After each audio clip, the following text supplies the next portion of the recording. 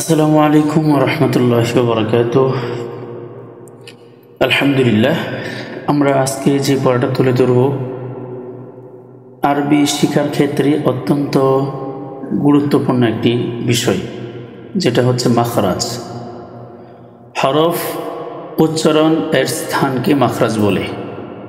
হরফ উচ্চারণের স্থানকে মাখরাজ বলে। আরবি হরফ হচ্ছে 29টি। আরবি হরফ 29টি, মাখরাজ 17টি। এখানে স্পষ্টভাবে দেওয়া আছে, উচ্চারণের স্থানকে মাখরাজ বলে। উচ্চারণের স্থানকে মাখরাজ বলে। আরবি হরফ 29টি, মাখরাজ 17টি। তার মধ্য থেকে এক নাম্বার মাখরাজ হলকের শুরু হইতে। হলকের শুরু হইতে হামজা হা, হামজা হা, হামজা হা। 2 নাম্বার মাখরাজ হলকের মধ্যখান হইতে আইন হা, আইন হা। তারপরে হচ্ছে 3 নাম্বার মাখরাজ হলকের শেষ হইতে গাইন খ, গাইন খ। তারপরে হচ্ছে 4 নাম্বার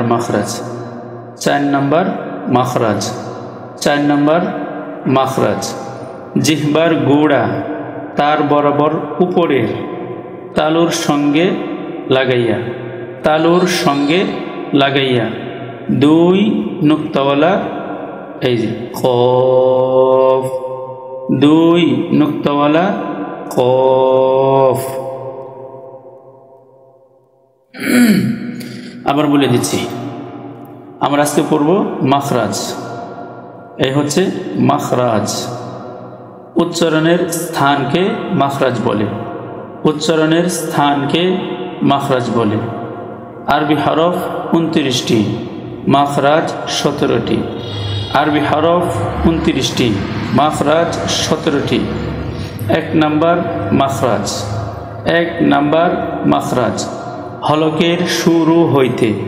হলক, আমরা যে গলা বলি, গলা এটা 3 ভাগে বিভক্ত। এটাকে হলক বলে, আরবি ভাষায় এটাকে হলক বলে। হলকের শুরু হইতে, অর্থাৎ আমাদের যে মুখের নিকটবর্তী যে স্থানটা, হলকের যে অংশটা, সেটাকে বলে হলকের শুরু। হলকের শুরু হইতে হামজা হা, হামজা হা। তারপরে হচ্ছে 2 নাম্বার মাখরাজ হলকের মধ্যখান হইতে আইন হা, আইন হা। তারপরে হচ্ছে আপনার 3 নাম্বার মাখরাজ হলকের শেষ হইতে গাইন খ, গাইন খ। তারপরে হচ্ছে 4 নাম্বার মাখরাজ জিহ্বার গোড়া তার বরাবর উপরের তালুর সঙ্গে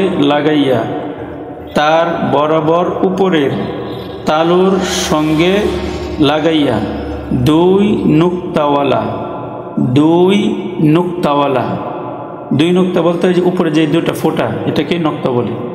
2 নুক্তাওয়ালা কফ, কফ, কফ।